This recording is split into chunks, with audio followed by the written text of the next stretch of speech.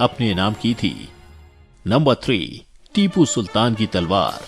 I am sure अगर आपने भी मन लगा के हिस्ट्री पढ़ी होगी तो आप इन्हें मैसूर के टाइगर के नाम से जरूर जानते होंगे, पर जो चीज आप नहीं जानते वो है इनकी तलवार, जिसे नीलामी में 21 करोड़ रुपए में बेचा गया था। और जानते हो इसकी नीलामी किसने करवाई है? खुद विजय माल्या ने। दरअसल विजय माल्या ने 2004 में 1.5 करोड़ रुपीस में इसे खरीदा था, लेकिन उनके परिवार का मानना है कि जब से तलवार उनके घर में आई है तब से उनका बुरा वक्त शुरू हो गया। इसीलिए उन्होंने लंदन के फेमस ऑक्शन हाउस वनहम्स में तलवार को डिस्प्ले के लिए रखा, जिसके बाद 21 करोड़ रुपए में उसकी नीलामी हुई, जिसकी वजह है इस तलवार पे बेशकीमती पत्थरों से बना बाघ। और सिर्फ तलवार ही नहीं, टीपू सुल्तान का रिजेंबलिंग साइन, जिसे पहचान चिन्ह कहा जाता है, वो बाघ ही था, जिस वजह से उनकी सभी चीजों पे बाघ का निशान जरूर नजर आता है, क्योंकि उनका मानना था हजारों साल डरे सहमे सियार की तरह जीने से बेहतर एक दिन बाघ की तरह जिया जाए। इतना ही नहीं, सुल्तान की तलवार पे कुरान की आयतों के साथ ही वॉर जीतने का मैसेज भी है। और तो और उनकी इस तलवार को बनाने के लिए वुड्स स्टील का इस्तेमाल किया गया था, जिसका वजन 7 किलो 400 ग्राम है, जो इसे इतना तेज बनाती है कि ये इंसान के शरीर पे लोहे के कवच को चीरते हुए उसे 2 टुकड़ों में काट देती थी।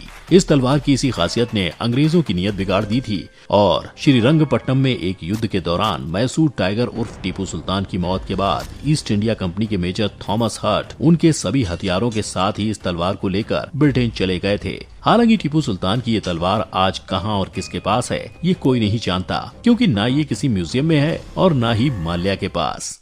नंबर 4, महाराजा रणजीत सिंह की तलवार। शेरे पंजाब के नाम से मशहूर महाराजा रणजीत सिंह ऐसे राजा थे जिन्होंने कभी हार नहीं मानी और तमाम मुश्किलों का सामना करने के बावजूद सिख साम्राज्यों में सबसे पहला साम्राज्य स्थापित करने में कामयाबी हासिल की। इन्हीं राजा की तलवार की धार पर शेरे पंजाब उर्फ महाराज की तस्वीर बनी हुई है और 33.5 इंच लंबी इस तलवार की मूठ पर गुरुमुखी लिपि यानी पंजाबी में महाराजा रणजीत सिंह लाहौर लिखा हुआ है। ये तलवार एक ऐसे ब्रिटिशर के पास से मिली है जिसके पूर्वज अंग्रेजी सेना में काम करते थे, जिससे ये साफ पता चलता है कि इसे भी अंग्रेज अपने साथ लूटकर भारत से ब्रिटेन ले गए थे। जिसके बाद ऑक्सीनियस मुलॉग्स के रिचर्ड वेस्टवुड ब्रुक्स ने उसकी नीलामी का इंतजाम किया। उन्होंने ये भी बताया कि वो सभी इस तलवार को पहले किसी मुगल की तलवार समझ रहे थे, पर फिर जब उसकी डिजाइन पे रिसर्च किया गया तब उन्हें पता चला कि ये पंजाब के सबसे प्रसिद्ध राजा की तलवार थी, जिसे नीलामी में NRI बॉब डिलन ने खरीदा।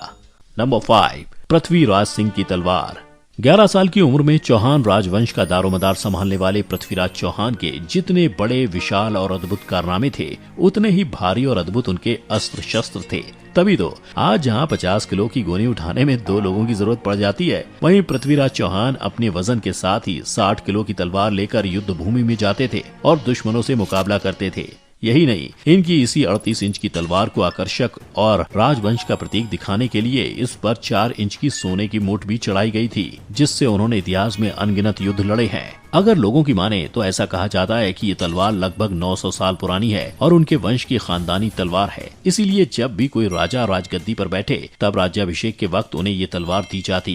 ये तलवार तराइन के युद्ध के वक्त भी सम्राट पृथ्वीराज चौहान के पास थी, लेकिन उसके बाद से इस तलवार का कहीं कोई जिक्र नहीं हुआ। पर हाल ही में राव माधो सिंह ट्रस्ट म्यूजियम में इस तलवार को देखा गया। इसके बाद ये पता चला कि ये सम्राट पृथ्वीराज की वही खानदानी तलवार है जिससे उन्होंने हर युद्ध में जीत को अपने नाम किया था।